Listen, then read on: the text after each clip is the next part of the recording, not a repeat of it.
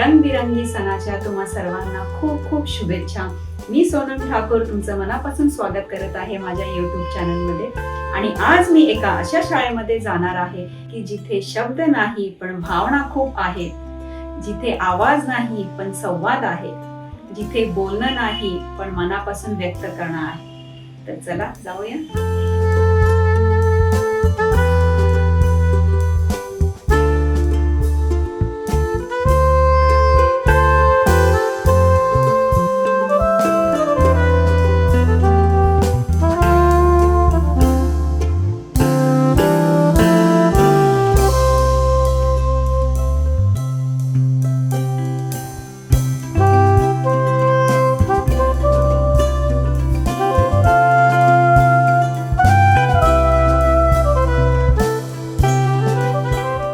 Prajakta madam, तुमचं खूप खूप स्वागत आहे माझ्या चॅनलमध्ये. तर आज आम्ही साधना विद्यालयामध्ये आहे की जे दादरमध्ये आहे. तर प्राजक्ता मॅम, मला एक सांगा की आज तुम्ही मुख्याध्यापिका या पदावर आहेत या स्कूलमध्ये. तर हे किती वर्षापासून स्कूल चालू आहे? आमच्या शाळेला 1960 पासून आमची शाळा सुरू झाली. होय. आणि तुम्ही किती वर्षापासून आहात? मी 94 पासून आहे. 94? होय. तेव्हापासून तुम्ही आहात? होय. म्हणजे मला असं वाटतं ना की नॉर्मल जी मुलं असतात, जी मुलं बोलतात, जी ऐकतात, त्यांना शिकवणं आणि आज जी तुमच्या शाळेत जी मुलं आहेत जी बोलतही नाही, काही काही मुलांना ऐकू येत नाही, म्हणजे यांना हँडल करणं तर खूप टास्क असेल तुमच्यासाठी. हो, कारण ते पेशन्सच पाहिजे व्यक्ती. त्या म्हणजे टीचरच्याकडे पेशन्स पाहिजेत. कारण आपण कुठली पण गोष्ट पूर्ण क्लासला जेव्हा 40 मुलांसमोर बोलतो की वह्या उघडा, तर आपण तसं नाहीच करू शकत काही. कारण त्यांना बोलताही येत नाही, ऐकायलाही येत नाहीये. तर त्यामुळे प्रत्येक गोष्ट सुरुवातीला तरी आम्ही कृती करूनच किंवा करून दाखवावं लागतं, साईनने वगैरे त्यांना. आणि मग बऱ्याच नंतर लिप रिडिंगने मग नंतर हळूहळू मुलं शिकायला लागतात. स्पीच आम्ही त्यांचं स्पीच थेरपिस्ट ठेवलेले असतात गव्हर्नमेंटकडनं. त्यामुळे मग हळूहळू म्हणजे पण खूप कमीच असतं. मग आता हे तुमचे जे वर्ग आहेत तर त्याच्यामध्ये म्हणजे काही मुलं असतात जी बोलत नाही, जी काही असं ऐकत नाही, त्यांचं असं वेगळं वेगळं आहे की एकत्रच असं? असं नसतं मॅडम. काही ऐकतात, काही बोलतात असं नाही. आमची मुलं डेफ अँड डफ, कर्णबधीर. म्हणजे आता पूर्वी तर म्हणजे मूकबधीर हाच शब्द होता, पण आता तर दिव्यांग म्हणतो आपण या मुलांना, म्हणजे अपंगांच्या याच्यामध्ये. पण त्याच्यामध्ये कर्णबधीर म्हणजे त्यांना ऐकायलाच न आल्यामुळे सुरुवातीपासून बोलण्याचा त्यांचा वापरच झाला नाहीये त्या अवयवांचा. आपस ते लोक म्हणजे बोलायचे पण म्हणजे हे झाले. मग आता इकडे टोटल किती वर्ग आहेत? आपल्याकडे इथे 5 वर्ग आहेत. 5 वर्ग. आणि किती विद्यार्थी आहेत? इथे 52 विद्यार्थी आहेत. आणि शाळेमध्ये टोटल आमचे 67 पूर्ण विद्यार्थी आहेत. पण ती एक शारदाच्या इकडे पण आहे ना? हा, शारदा सिनेमाच्या बाजूला मुंबई मराठी ग्रंथ संग्रहालयामध्ये तिथे पण आहे. आमचं तिथे मेन ऑफिस आमचं तिथे आहे. मग तुम्ही दोन्हीकडे? हो, सकाळी इथे यायचं असतं आणि मग दुपारी आम्ही लंच नंतर म्हणजे तिथे जातो. म्हणजे तुम्हाला असं बोलायला पाहिजे की तुम्ही खूपच मोठं काम करत आहात. म्हणजे लहानपणी सगळ्यांचं स्वप्न असतं ना की आपण मोठं झाल्यावर हे बनायचं ते बनायचं, तर तसं तुमचं म्हणजे तुम्ही लहानपणापासून काहीतरी विचार केला असेल? नाही, म्हणजे हे फील्ड असतं हे वगैरे आम्हाला तर अगदी कॉलेजपर्यंत वगैरे मला नव्हतंच माहिती की अशा पण काही कर्णबधीर शाळा वगैरे असतात. पण नंतर ग्रॅज्युएशन नंतर काही एक तर मी बीकॉम केलं होतं, त्यामुळे पूर्वीपासून होतं बीकॉम म्हणजे बँकेतच लागणार वगैरे. पण त्यानंतर मैत्रिणीकडनं मला कळलं की असाही एक कोर्स असतो या मुलांसाठी. तर म्हटलं बघूया, नॉर्मल तर सगळेच BEd वगैरे करतात, तर आपण ह्या फील्डमध्ये बघूया आपल्यामध्ये. त्याने मग मी पुण्याला हा कोर्स केला आणि लगेचच 94ला मग मी लागली. याची कोर्सेस असतात? हो, आपले म्हणजे नॉर्मल BEd जसं असतं तसं ह्या मुलांसाठी पण BEd असतं. मग आधी तुम्ही ऍज अ टीचर म्हणून जॉईन झाला असाल? होय, मी 94 पासून टीचर म्हणूनच झाले. आणि आता 2020 पासून मी ह्या पदाचा म्हणजे सांभाळ करते. होय, मुख्याध्यापक. आणि मी असं ऐकलंय की इकडे पूर्ण स्टाफ हा आपला महिलांचाच आहे? होय, सगळ्या महिला आहेत आम्हाला इथे. कोणीही म्हणजे जेंट्स नाहीच आहेत. फक्त आता आम्हाला शिपाई दुसऱ्या शाळेतून आम्ही मागवलेलं आहे. त्यामुळे सगळ्या बायकाच होते ते. आणि मॅडम मला एक सांगा की किती वर्षापासूनची मुलं आहेत तुमच्याकडे? आहेत 2.5-3 वर्षापासून आहेत. होय. आणि 18-20 वर्षापर्यंत आहे. आणि 10वी पर्यंत आपली शाळा आहे. आहे. आम्ही 17 नंबरचा फॉर्म भरून त्या मुलांना दुसऱ्या शाळेमध्ये इंडेक्स नंबर असतो, अच्छा. तिथे आम्ही ह्या मुलांचा 17 नंबरचा फॉर्म भरून 2 वर्ष अभ्यासक्रम त्यांचा पूर्ण करून घेतो आणि त्यांना म्हणजे परीक्षेला बसतो. त्याच्यानंतर काय 10वी नंतर आहे ना 11वी 15वी म्हणजे 11वी पासून आपल्या नॉर्मल मुलांसारखं 15वी पर्यंत कॉलेज आहे यांचं. हो. आणि इव्हन डीड्स म्हणून एक संस्था आहे, तर तिथून त्यांना हॉटेल मॅनेजमेंटचे पण कोर्स आहेत, टेक्निकली जे काही असतात की ते सगळे कोर्स त्यांना फ्रीमध्ये आहेत. हो. आणि वर्कशॉप आहेत ज्यांना अजिबातच कशातच इंटरेस्ट नाही किंवा काही शिकण्याची एवढं हे नाही आहे, त्यांच्यासाठी इलेक्ट्रिशियनचे आहेत की जिथे बुद्धीचा खूप काही एवढा अभ्यासाचा करण्याचा हे नाही होत. शिवणकाम आहे, इलेक्ट्रिशियनचे काही कोर्सेस आहेत ते पण त्यांना फ्रीमध्ये दिले जातात. आणि शिवाय स्टायपेंड मिळतं 2-1 रुपये त्यांना प्रत्येकी. म्हणजे आपल्या शाळेत कशी फीज वगैरे नाही, आपली गव्हर्नमेंटची शाळा आहे, गव्हर्नमेंटचीच आहे. मुलांना 1 रुपया सुद्धा फी नाही आहे. शिवाय पूरक आहार म्हणून आम्ही त्यांना रोज शाळेतून भाजी दिली जाते, कारण बऱ्याच या मुलांच्या आई वगैरे अशा रोजंदारीवर म्हणजे घरकाम करणारे आहेत, त्यामुळे असंच काहीतरी पटकन मुलांना वडा वगैरे देऊन त्यांचं पोळी बरोबर चपाती बरोबर दिलं जातं. मग आम्ही ते सगळं लक्षात आल्यावर मुलांना रोज म्हणजे आलटून पलटून आज पालेभाजी, फळभाजी, कडधान्य दिलं जातं मुलांना. हो, आपल्या शाळेत बनवतात.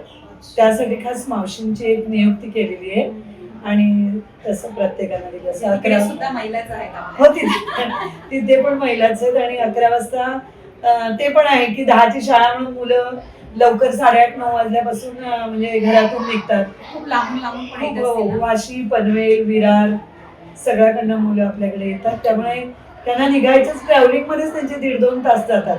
मग आपण बघतो आपली मुलं पण की कुठल्यावर चहा बिस्किट घेऊन पळत येतात. मग भूक लागते, मग अर्ध लक्ष ते भुकेकडे असतं, शिकवतात नाही. मग आम्ही त्यांच्यासाठी खास त्यांना शाळा म्हणजे आल्यानंतर 1 तासाभराने आम्ही त्यांना असंच पौष्टिकच देतो, चणे दाणे देतो, चिक्की देतो, अशा तऱ्हेने आम्ही त्यांचा नाश्ता टाईप त्यांना देतो सकाळच्या वेळेला. मग इथे आता स्कूलमध्ये मुलांना म्हणजे असे स्टाफ आहेत तर शिकवायला आपल्या सगळ्या महिला, पण अजून काही आहे का फॅसिलिटीज की जेणेकरून मुलांना तुम्ही असं बोलायला शिकवता किंवा ऐकायला आपले मशीन वगैरे असतात ना, त्याची काही सुविधा वगैरे? हो, आम्ही ते पण करतो की जोश फाउंडेशन म्हणून एक संस्था आहे, तिथून पालकांना ज्यांना मशीन घ्यायला जमत नाही तिथून म्हणजे त्यांना आम्ही सगळ्या मुलांची त्या माहिती देतो वगैरे आणि तिथून त्या मुलांना मशीन द्यायचं म्हणजे हे करतो. कारण एका मशीनची किंमत जवळजवळ 35,000 ते 40,000 आहे.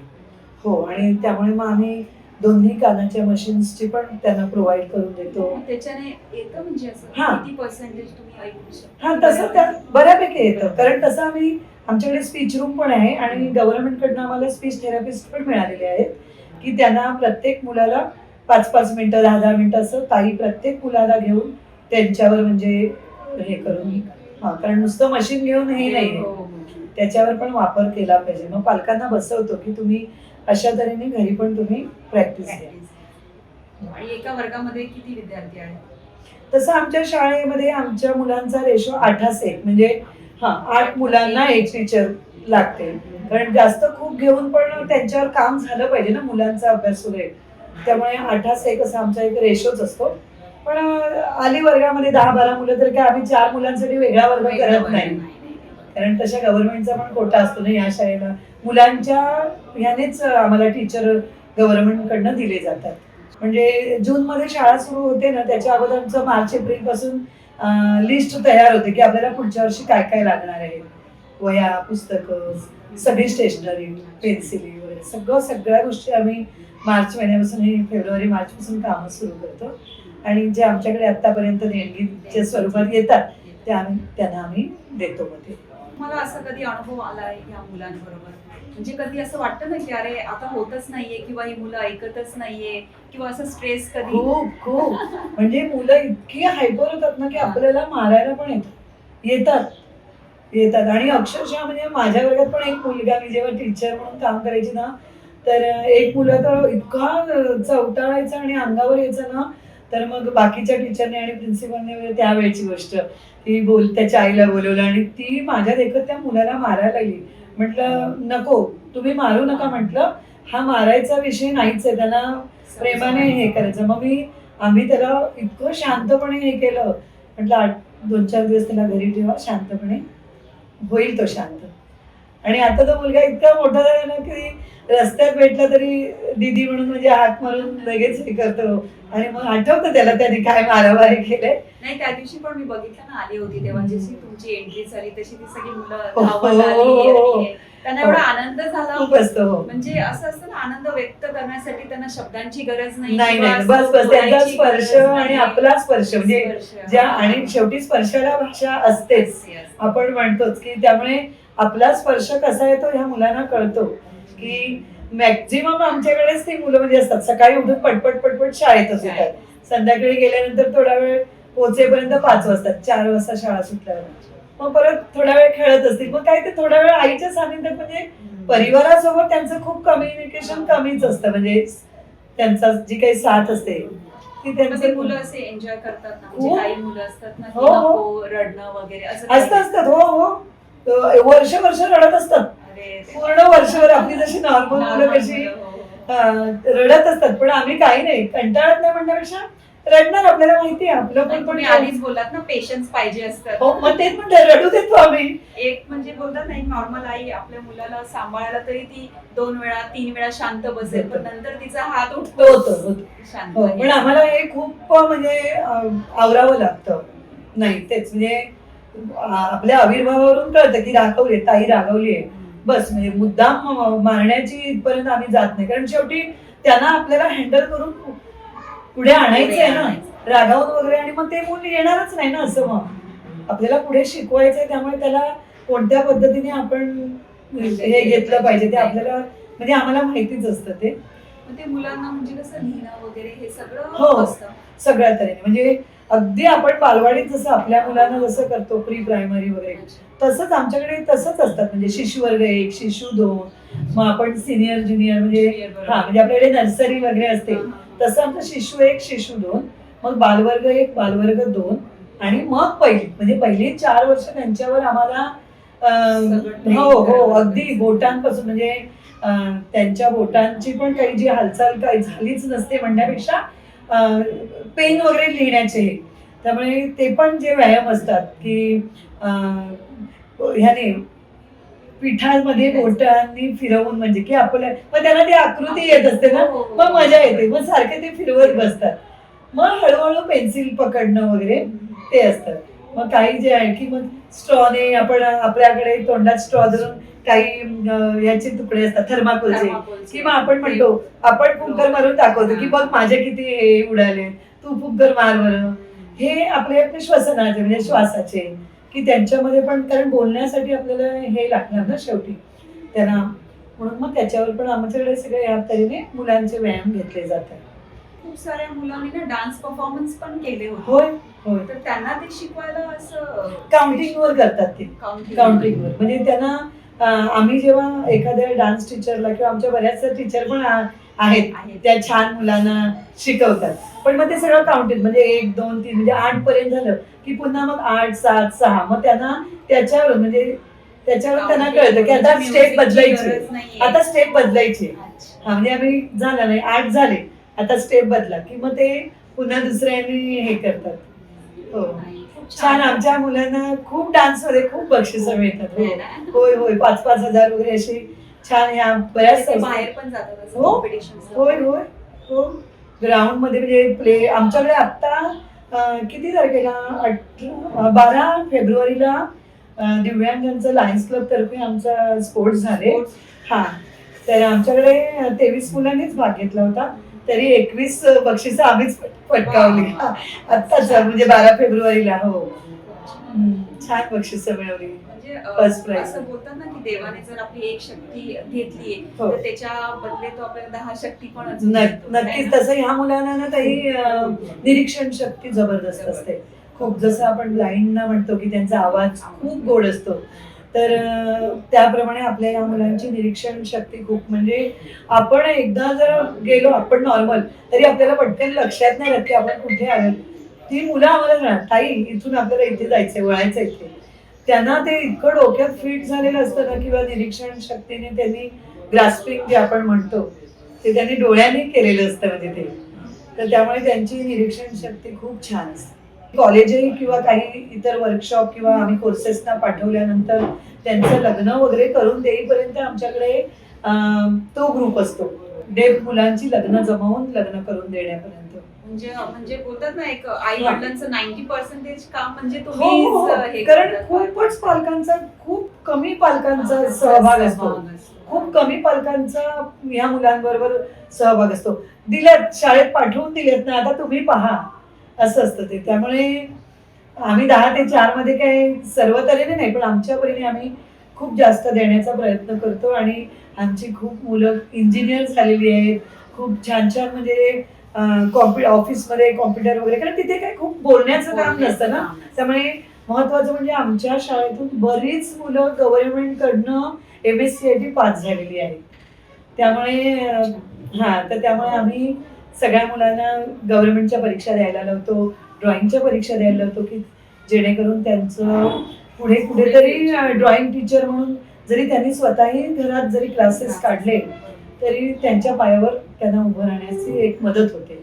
तर प्राजक्ता मॅडम, आज तुमच्याशी भेटून म्हणजे खूप साऱ्या गोष्टी अशा कळाल्या ना, की जी मुलं आहेत तिकडे, म्हणजे त्यांना आई वडिलांपेक्षा जास्त आज तुमचा सहभाग आहे त्यांच्या आयुष्यामध्ये. आज तुम्ही जे बोललात की त्यांच्या लग्नापर्यंतच म्हणजे सगळं तुम्ही करता. मग खूप छान वाटलं तुमच्याशी बोलून. आणि आज ह्या मुलांना जे बोलतात ना, इकडे कसं शब्द नाही पण भावना खूप आहेत त्या मुलांमध्ये, असं वाटतं. आवाज नाही पण संवाद आहे. आणि मलाही खूप इच्छा आहे की त्या मुलांबरोबर जाऊन थोडंसं टाइम स्पेंड करावं. आणि तुम्ही वेळात वेळ काढलात आणि मला तुमचं एवढा मूल्यवान वेळ दिला, त्याच्यासाठी एक छोटंसं गिफ्ट माझ्याकडून तुमच्यासाठी. धन्यवाद. आणि कधीही आमची म्हणजे मला पण खूप छान वाटेल की माझाही सहभाग या शाळेत थोडं तरी असेल, जास्त नाही पण थोडा सुद्धा एक. आम्ही नक्कीच तुम्हाला आमच्या मुलांसाठी कार्यक्रम पण. आणि अजूनही तुम्हाला काय गरज लागली तर नक्की सांगा. आमच्या मुलांना नेहमीच गरज लागते, कारण आमच्या विजय शिक्षण संस्थेच्या 2 शाळा या ज्या आहेत, त्याच्यामुळे त्यांनी जो हा पुढे वारसा जो चालवत आलाय तो असाच चालला गेला पाहिजे. आणि आपल्यासारख्या सगळ्या अशा देणगीदारांचे जे हात आहेत, त्यामुळे आमची शाळा छान चालते. कारण शेवटी गव्हर्नमेंटची असली तरी तिकडनं जेवढं काय होतं तेवढं या मुलांना पुरं पडत नाही. त्यामुळे आमची शाळा मॅक्झिमम आम्ही देणगीदारांकडनंच म्हणजे हे करून मुलांचं सगळं व्यवस्थित होत. खूप छान आहे. आणि इकडचे जे स्टाफ आहे त्यांचं पण म्हणजे खूप एक असतात ना, एक महिला असून असं अभिमान वाटतं की आज आपल्या महिला कुठपर्यंत पोहोचल्यात. म्हणजे कोणी इमॅजिन नाही करू शकत. नॉर्मली बायकांचं असतं ना, टीचर बनायचं, पण आपल्या त्या स्कूलमध्ये, पण अशा स्कूलमध्ये येऊन मुलांना शिकवणं म्हणजे एक प्राऊड फील होतं ना आपल्याला, पण आपण आज काहीतरी वेगळं करतोय. नक्कीच. चालेल. तुमचं खूप खूप धन्यवाद. ताई, तुम्ही पण आज आलात आपल्या शाळेत. आणि शाळेत तुम्ही तुमचा पण व्यवस्थित म्हणजे वेळ घालवला. नाही घालवलं उगाच. आणि आमची शाळा बघायला ते खूप महत्वाचं आहे. आज कसे एवढे लोक जे बघतायत की त्यांना सुद्धा कोणाला जर शाळेसाठी काही हेल्प करायची असेल तर नक्की तुम्ही साधना विद्यालयाला भेट द्या. आणि स्क्रीनवर मॅडमचा नंबर शेअर केला जाईल, तुम्ही त्यांना कधीही कॉन्टॅक्ट करू शकता. मॅडम नेहमी तुम्हाला अवेलेबल असतील. तुमचे काय क्वेरीज असतील किंवा तुम्हाला काय त्यांना हेल्प करायची असेल तर नक्की त्यांना कॉल करा. Thank you so much. धन्यवाद.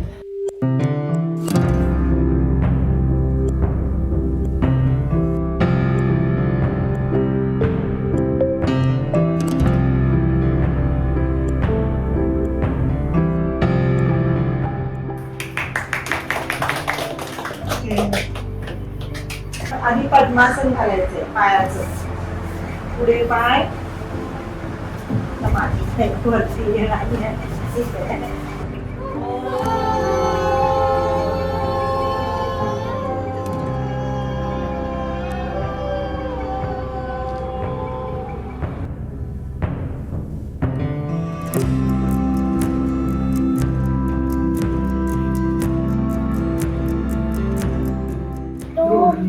Ayah, kapare siap, kita kepala layar, ये कपडे लाल, 1 2 3 4 5 6 7 8 9 10 और 5. Thank you.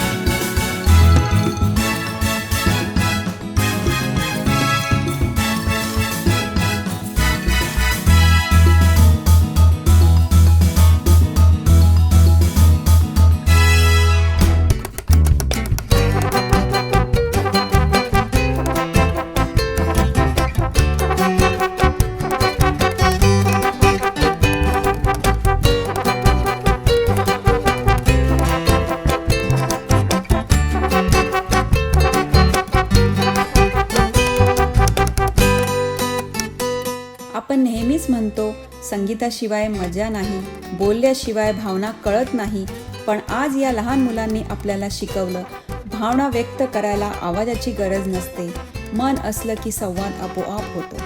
म्हणूनच आजची ही होळी रंगाचीच नाही तर प्रेम, स्वीकार आणि माणुसकीच्या रंगाची होळी आहे. तर तुम्हा सर्वांना होळीच्या खूप खूप शुभेच्छा.